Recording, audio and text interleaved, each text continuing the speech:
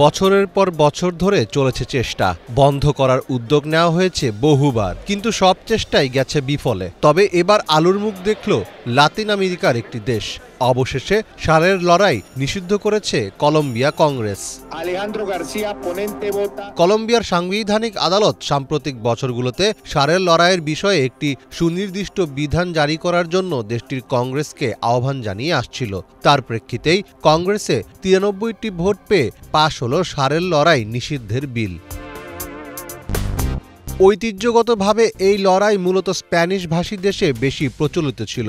স্পেনের রাজারা নিজেদের চিত্ত বিনোদনের জন্য এই খেলার আয়োজন করে থাকতেন। শুরু থেকেই একটি বিতর্কিত খেলা এই ষাঁড়ের লড়াই। তখনকার ধর্মযাজক ও পোপদের দাবি ছিল মানুষকে ধর্মীয় কাজ থেকে ভুলিয়ে রাখতেই এসব খেলাকে জনপ্রিয় করা হচ্ছে। এতে করে সাধারণ মানুষ গির্জা থেকে দূরে সরে যাবে আর আনন্দের জন্য এসব আয়োজনে অংশ নেবে। ফলে মানুষ ধর্মবিমুখ হয়ে যাবে ও সমাজে ধর্মগুরুদের প্রভাব কমে যাবে।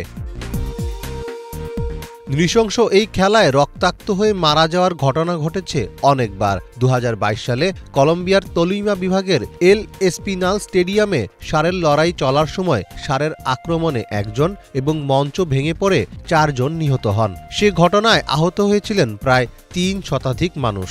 এ খেলায় মানুষ নিজ ইচ্ছায় অংশগ্রহণ করলেও পশুদের অনুমতি নেওয়া সম্ভব হয় না। তাই মানুষের বিনোদনের খোরাক হতে গিয়ে প্রাণ হারায় অনেক নিরীহ পশু।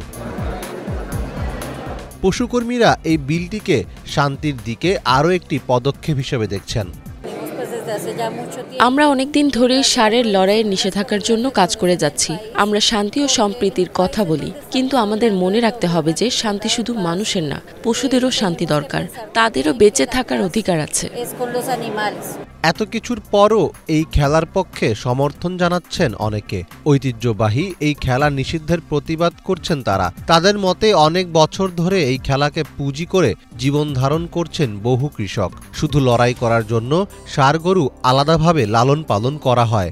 এর দ্বারা হাল চাষ বা অন্য কোনো ধরনের কাজ করানো হয় না। এসব ষাঁড়কে শুধু মোটা তাজা করা হয় লড়াই করার জন্য। বিক্ষোভকারীরা বলছেন এই সিদ্ধান্ত অনেককে কর্মহীন করে ফেলবে। এটি আমাদের সংস্কৃতির উপর অনেক বড় একটি আঘাত। এই খেলাকে কেন্দ্র করে দেশের অনেক মানুষ জীবিকা নির্বাহ করে। এই খেলা বন্ধ হলে কৃষক, পশু চিকিৎসক, খামারি সবাই ক্ষতিগ্রস্ত হবে। আর্জেন্টিনা এবং কিউবার মতো কিছু লাতিন আমেরিকার দেশে ষাঁড়ের লড়াইয়ের খেলা আইন দ্বারা নিষিদ্ধ করা হয়েছে। তবে এখনও অনেক দেশে বহাল তবিয়তে চলছে এই খেলা। মীর ফজলে রাব্বি, বাংলা ভিশন।